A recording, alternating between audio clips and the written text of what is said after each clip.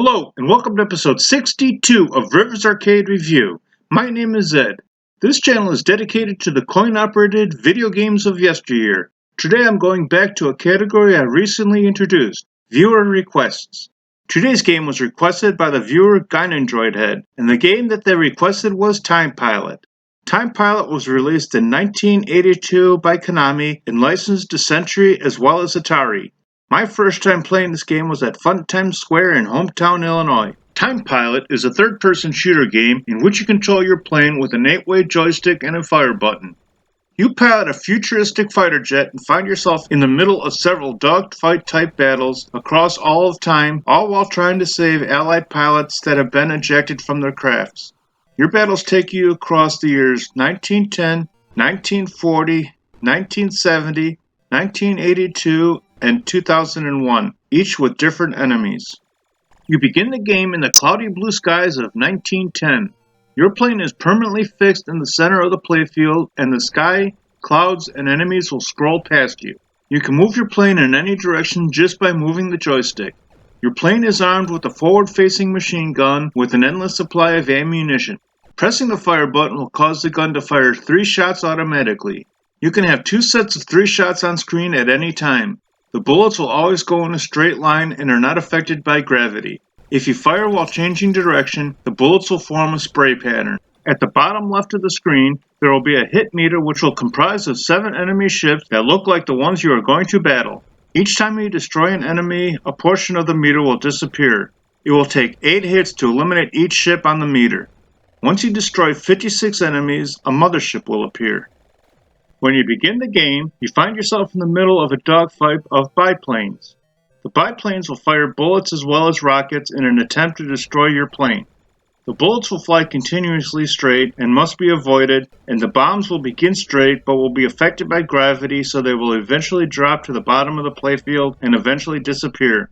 You must avoid or shoot the bombs. After you destroy 56 biplanes, the mothership, in this case a blimp, will appear. Every mothership will require 7 direct hits to be destroyed. The motherships will always fly horizontally so you can predict their flight path. Once you destroy the mothership, all other enemies will explode and the skies will open and you will be warped to a new year with new enemies. For Stage 2, you are now in 1940 amidst another dogfight. During the stage you will battle monoplanes. These planes are only armed with guns and will not fire missiles or bombs. In addition to the monoplanes, there will be larger red and yellow supply planes that will fly across the sky and fire at you. These planes will always fly horizontally and will require 4 shots to destroy, although they will not count towards your hit meter. Once you destroy 56 monoplanes, the B-52 bomber mothership will appear. Once you destroy the B-52, the sky will once again open and you will be warped to the next stage. For Stage 3, you are now in 1970 and are now battling helicopters. These helicopters will not only shoot bullets, but they will also shoot homing missiles at you. You need to either shoot these missiles or avoid them. Even though they can track you, they don't make quick turns, so they are easy to outmaneuver. If you are able to maneuver in a way that the missile leaves the playfield, it will be gone forever. After shooting 56 helicopters, the mothership, which is a CH-46 Sea Knight, will appear. Once you destroy this mothership, the sky will open, and once again you will be warped to the next stage. For Stage 4, you are now in 1982 and will be battling fighter jets. These jets will shoot both bullets and homing missiles at you. Just like the previous stage, the missiles will follow you and you need to shoot or avoid them.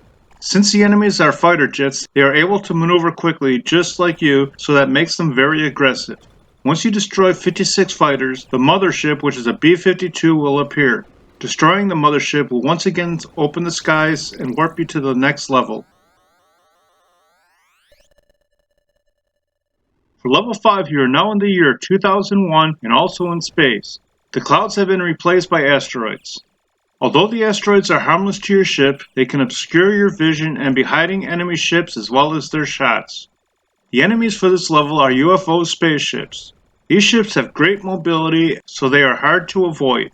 These ships will fire circular shots that will fly in a continual straight line. They will also fire rockets that have a wobble when they fly, so they are harder to avoid. Both of these shots are faster than your ships, so you cannot outrun them. You are able to shoot and destroy both types of these shots. The mothership is a large UFO, and just like before will require 7 hits to be destroyed. Once you destroy the mothership, the sky opens up once again and you are warped back to 1910 and the game continues at a harder difficulty. Occasionally during the game, there will be an alarm warning you that the enemies have joined a formation. If you are able to destroy the entire formation, you will earn a 2,000 point bonus. In addition to the enemy ships, there will be allied pilots parachuting downward. You can catch these paratroopers for bonus points. You will earn 1,000 points for the first one caught, and the point total will increase 1,000 points for each additional up to 5,000 points. The scoring returns to 1,000 points at the beginning of each level or each new life. There are no paratroopers in the year 2001 space stage. The scoring for the rest of the game is as follows. You will earn 100 points for shooting each basic enemy, 100 points for shooting each bomb or missile, 1,500 points for the bomber, and 3,000 points for each mothership.